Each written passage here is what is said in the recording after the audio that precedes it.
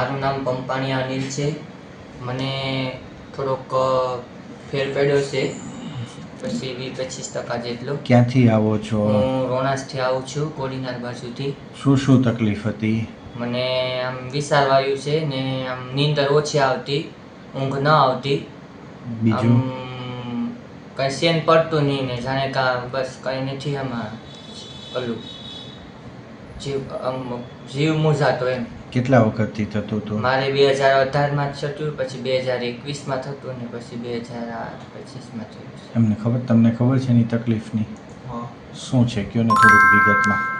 એમને થોડું ગભરામણ જેવું થાય છે. મારા મામા છે, એમને ગભરામણ જેવું થાય છે, બેચેની જેવું રહે છે, અને કાંઈ કામ કરવાનું અથવા તો કાંઈ મન નથી થતું. ગમે ત્યાં કાંઈ મન ભાટકા કરે છે ને કોઈ પણ પ્રકારનો કોઈ અભિપ્રાય નથી આપી શકતા. આપણે કોઈ પણ ઓબ્જેક્શન પૂછીએ ને તો એ કંઈ કહી નહીં શકતા.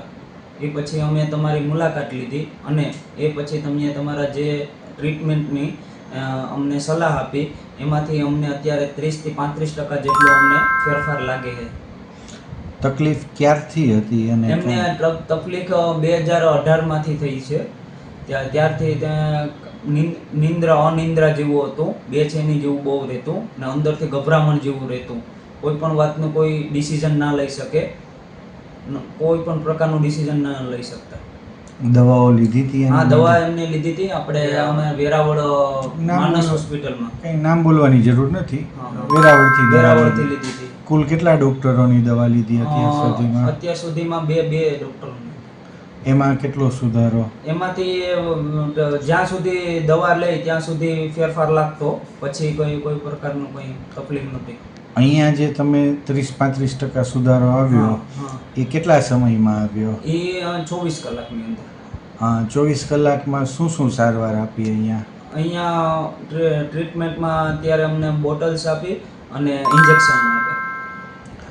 આનાથી કોઈ સાઈડ ઇફેક્ટ, રિએક્શન આ ટ્રીટમેન્ટથી? ના, એવું કોઈ તકલીફ જેવું છે નહીં. એવું આપ જે ઇન્જેક્શનો બોટલ આપી એમાં કોઈ સાઈડ ઇફેક્ટ કે એવું કાંઈ નહીં? સ્ટાફ ટાઈમસર આવી જાય છે ટ્રીટમેન્ટ માટે? બધું ધ્યાન આપે છે? બધું વ્યવસ્થિત, બધી રીતે વ્યવસ્થિત, સાફ સફાઈ, ચોખ્ખાઈ, બધું વ્યવસ્થિત. સ્ટાફનો સ્વભાવ ને બધું સરસ. બરાબર.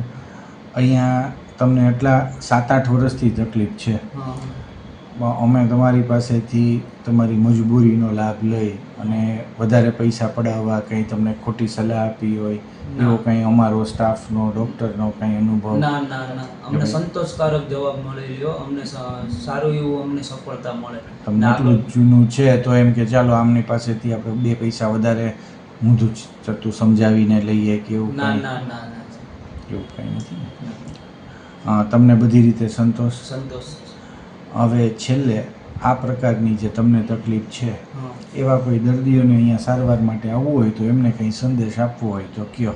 અહીંયા બહુ સરસ એવી સાહેબની ટ્રીટમેન્ટ છે. બધું સમજાવે વ્યવસ્થિત. તમને જે પણ રોગ હોય, કાંઈ પણ મગજમાં તકલીફ હોય તો એ સાહેબ ટ્રીટમેન્ટ બહુ સારી એવી કરે છે. તમારા બજેટમાં થઈ જાય છે ને? થઈ જાય છે સાહેબ. અહીં મુખ્યત્વે નીચેની પરિસ્થિતિઓના નિરાકરણ માટે દર્દીઓને સારવાર માટે લાવવામાં આવતા હોય છે. દર્દીને અત્યંત ઓછી દવાઓથી તાત્કાલિક રિઝલ્ટ જોઈતું હોય ત્યારે, લાંબા સમયથી ચાલુ હોય તેવી દવાઓ કાયમી ધોરણે બંધ કરવાની ઈચ્છા હોય ત્યારે, ફક્ત ટીકડીઓ ખાવાની બદલે કાઉન્સેલિંગ પદ્ધતિથી પણ રિઝલ્ટની અપેક્ષા હોય ત્યારે, લાંબા સમય સુધી પણ દવાઓ ખાવાથી દર્દીની અપેક્ષા મુજબનું રિઝલ્ટ ના મળતું હોય ત્યારે, દર્દી હિંસક અથવા આક્રમક બનીને તોડફોડ અથવા અન્ય નુકસાન કરે ત્યારે. This place is more than just a hospital. It's a place of healing, hope, and heart.